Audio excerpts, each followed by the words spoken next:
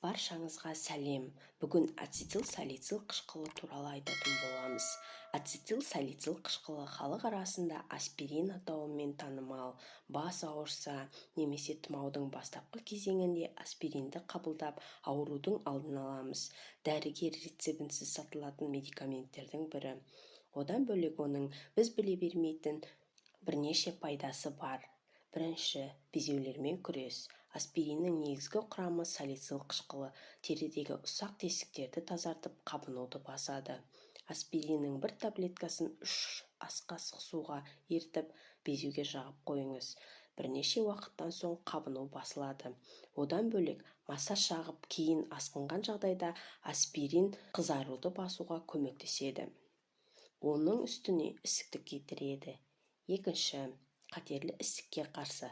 Қатерлі ісік жасушалары барлық адамда бар. Ол кез келген ағзаның жасушаларында кездесуі мүмкін. Қанда олар тромбтарға жабысып алып, сол аймақта өседі.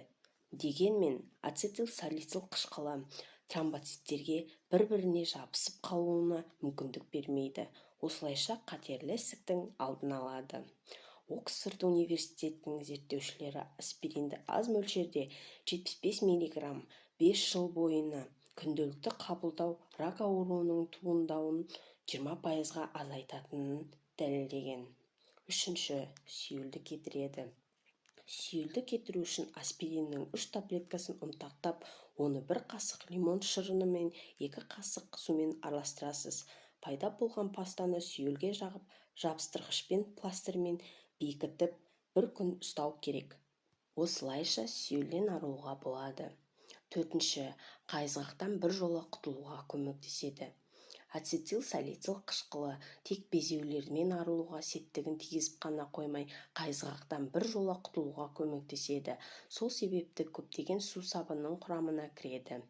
Аспириннің 2 таблеткасын сізге қажетті сусабын мөлшерімен араластырып, дайын болған масканы шашқа жағып 30 секунд ұстаңыз. Кейін жуып тастаңыз. Аптасына 2-3 рет қайталаңыз. Бесінші, уайымнан арылтады. Психотерапия психосоматик ғылымы журналы аспиринді күнделікті қолдану күйзелістің алдын алады деп жазған болатын. Даниялық зерттеушілер күйзеліс ағзаның қабынуынан туындайтынын дәлелдеген еді. Аспириннің пайдасымен қатар зиянды тұстары да жетерлік.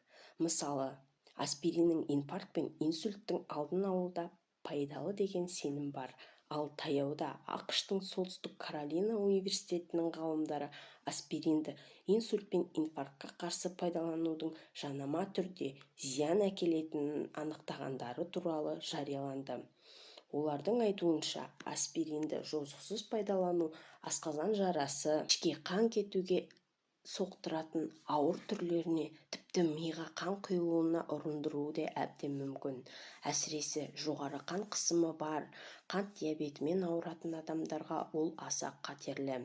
Ал инфаркт алған адамдар мен жүректің ишемиялық ауруларынан зардап шегетіндерге аспириннің пайдасы жоқ емес. Бірақ оны белгілі бір тәртіппен пайдалану керек. Ғалымдар аспириннің қатерлі ісікке қарсы шипасы барында анықтапты. Оны аздап пайдаланғанның өзі кеуде обырынан өлу қаупін 50%-ға дейін төмендетеді. Сондай-ақ қатерлі ісіктің ағзаға жайылуына кедергі келтіреді. Ауырмаңыздар. Келесі видеода көріскенше.